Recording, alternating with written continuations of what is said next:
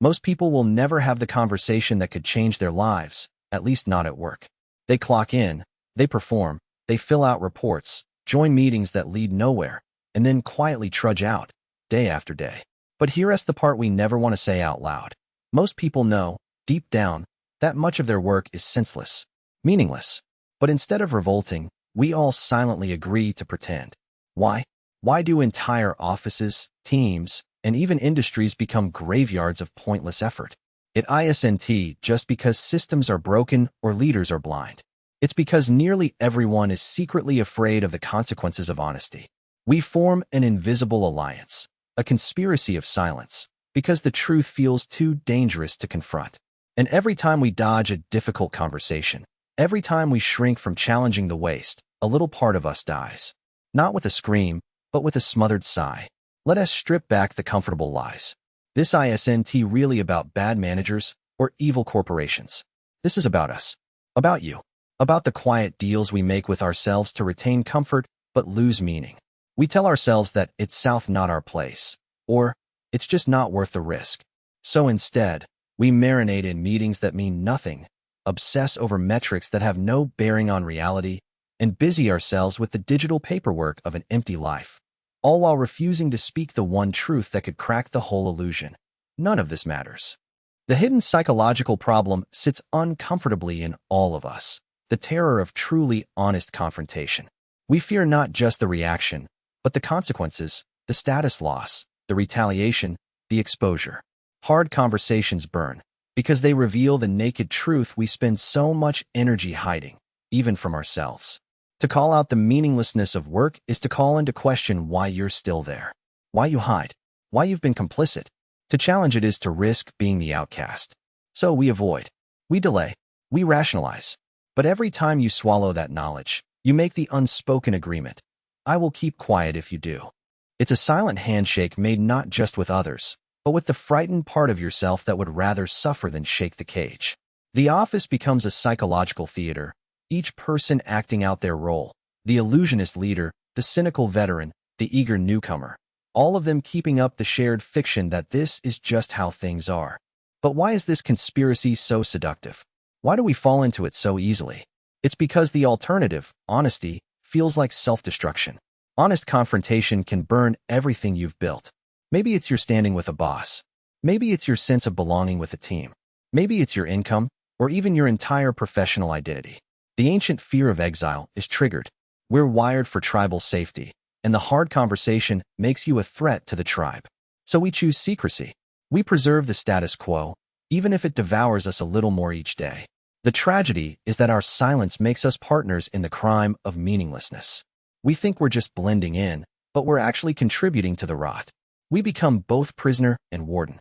We paint our own cell and even tighten the locks. And when a rare soul finally cracks the silence and asks the question, why are we still doing this? They're greeted not with relief, but with suspicion, maybe even hostility. Because every truth-teller disturbs the illusion we need to survive. Their courage reminds us of our own cowardice, and we hate them for it. What does this reveal about human nature? That we fear the disruption of meaninglessness more than meaninglessness itself. We'd rather be part of the herd, even if the herd is marching off the cliff, than face the social death of speaking up. We rationalize, we detach, we make jokes, all to avoid the acidic pain of honesty. But that pain, quietly, moves inside, turning into a kind of spiritual corrosion. Your job becomes your cell, your routines, your chains. And the longer you stay silent, the more you become what you hate. But here's the even more uncomfortable truth. It's not just fear. Sometimes, we become addicted to the comfort of habitual suffering. We learn to need the routine of complaints, the camaraderie of shared powerlessness. There is a dark intimacy in collective frustration. The ritual grumbling by the coffee machine, the sardonic side glances in meetings, they become small acts of rebellion that feel meaningful but are, in fact, elaborate performances meant to distract us from action. We become actors trapped in an existential farce, unwilling to risk the discomfort of change. Every day we do nothing. We reinforce the invisible barbed wire. We tell ourselves that keeping quiet is survival, but it's really decay dressed up as discipline. And there's another layer, even darker. We don't just stay silent for ourselves. we enforce silence in others. When someone finally reaches their breaking point and dares to voice the hidden void, we often become their harshest judges. We fear that their honesty will reflect too much truth onto our own lives. We punish the rebel not for betraying the system, but for betraying the pact of mutual denial. Every silenced whistleblower, every ostracized truth-teller, is proof that we valued group comfort over personal integrity. We are not just victims. We are sometimes complicit executioners. The grip of cowardice doesn't just sap our energy or waste our days. It warps our sense of self.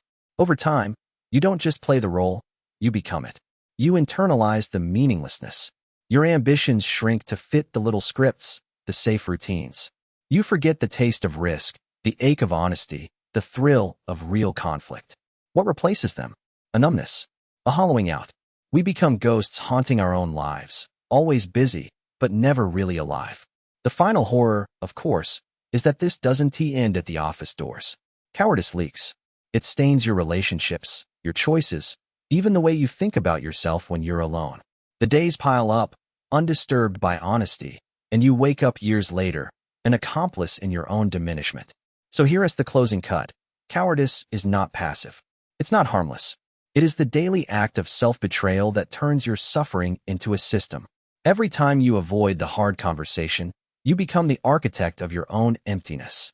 And if you're not careful, one day you'll look back on a life of quietly endured meaninglessness and realize the cell was always locked from the inside.